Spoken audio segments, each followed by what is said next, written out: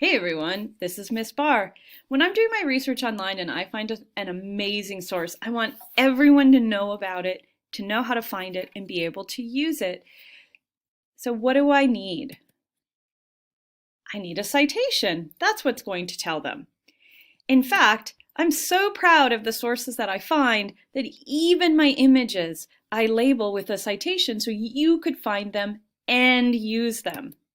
So when we're thinking about the books we're using in EPIC, we need to make sure that someone else can find our sources. And I know you know ABCs, so author, book, and the copyright year. But if it's online, what else do we need? Well, we need to know where someone can go to find it. And that happens with the URL. And a URL is going to be what is in this address line. We also want to know the day that we find it so that if it goes away before someone gets to it, they don't think that we were really tricking them, that there really was a source there. Because you can go back on the internet and see what was there a year ago, even if it's been taken down. So let's go to EPIC and find out how we get the information we need to make a citation. All right, so let's take a look at how to do this. So I have EPIC open and I have the assignment for ancient Greece and I have my ABC plus some on a list next to me. So if I choose a book, let's just pick Ancient Greece Inside Out. Now with this book, I know that the first thing I need is the author. So there's the author. So I'm going to go ahead and add the author's name with his last name first, and I'll leave that punctuation right there. And then the next thing I need is the title of the book for my letter B. So I know it's Ancient Greece Inside Out, and it goes in italics because that's what we do with our titles. We put them in this fancy italics to give them a little bit of extra respect. And now we need the publisher name. So I'm going to go to the copyright page for that, and it's really small. So I'm just going to blow it up a little bit, and I'm going to scroll through the whole page looking for it, and there it is, that 2017 Crabtree. So the publisher name is right next to that. I'm not going to put it all in capital letters. I'm just going to type it in like so. And make sure my spelling's right. And then the year of publication is 2017. I'm going to go ahead and I'm going to change that. I'll leave all that punctuation in there. That's pretty awesome.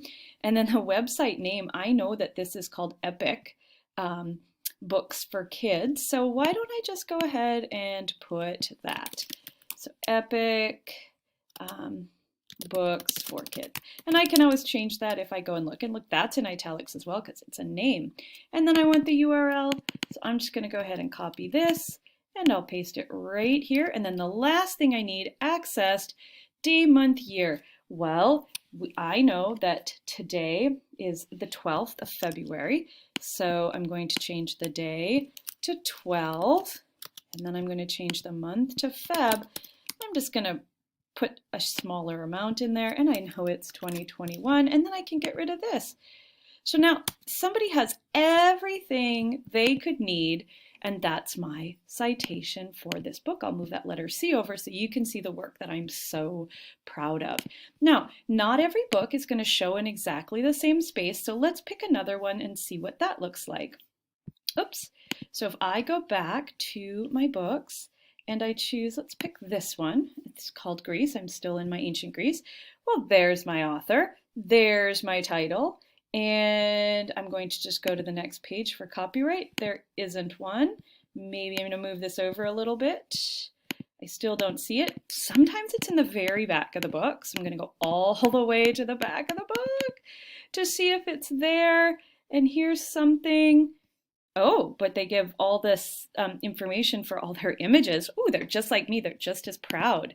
I do not see, these are different books that I could get. I do not see that copyright page, but all books need to add that because we need to know where they're coming from.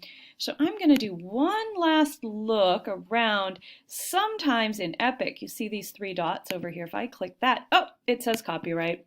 So if I click that, now they have a scanned page because they know how important this is when we're proud of our sources. So here we go.